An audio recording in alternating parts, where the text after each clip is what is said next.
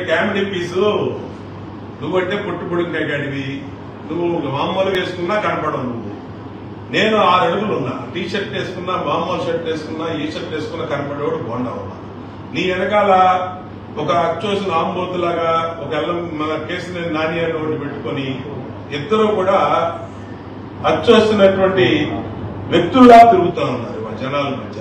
నాకు దాక్కోవాల్సిన అవసరంలా నిన్న శ్రీరామనవమి పండుగ. శ్రీరామనవమి పండుగ ఇంట్లో కుటుంబ సభ్యులతో కలిపి చేసుకునే పండుగ. మేము ఆ పండుగలో ఉన్నాం. నిన్న మొన్న నైటు ఈ వార్తలన్నీ వచ్చినాయి. నిన్న పొద్దున్న నుంచి నేను ఇంట్లో ఉన్నాను. ఇవాళ పార్టీ ఆఫీసులో ఉన్నాను. ఇవాళ వెల్లంపల్లి అనే వాడికి కాలుకి రాయి తగిలితే సీఎం రాయి, తలకు తగిలిన రాయి వీడు కన్ను కట్టండి. కాలుకి దెబ్బ తగిలితే కన్ను కట్టినవాడు కూడా ప్రపంచంలో ఎవడు వెల్లంపల్లి ఒకడే. ఇవాళ సానుభూతి రాజకీయాల కోసం గతంలో ఎస్సీలను ఏడిపించాడు జగన్మోహన్ రెడ్డి. ఇప్పుడు బీసీల మీద పడ్డాడు. ఎస్సీల వంత అయిపోయింది. కోడికత్తి శ్రీను 5 సంవత్సరాలు బెయిల్లో ఉండి బయటికి రాకుండా చేశాడు. ఇవాళ బీసీల వంత వచ్చింది. కానీ బీసీలకి మేము ఉన్నాం, మేము కాపాడుకుంటాం, ఖచ్చితంగా మేము కాపాడుకుంటాం.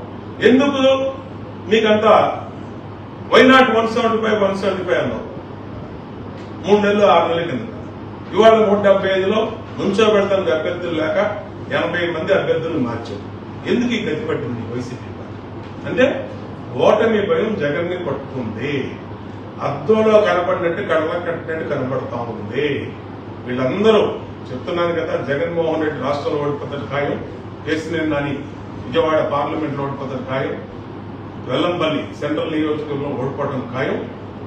ఇవన్నీ కూడా జూన్ 4వ తారీఖున వెండి తెర మీద 70mm లో డిజిటల్ సౌండ్ లో వీళ్ళకి ఫలితాలు కనబడతాయి.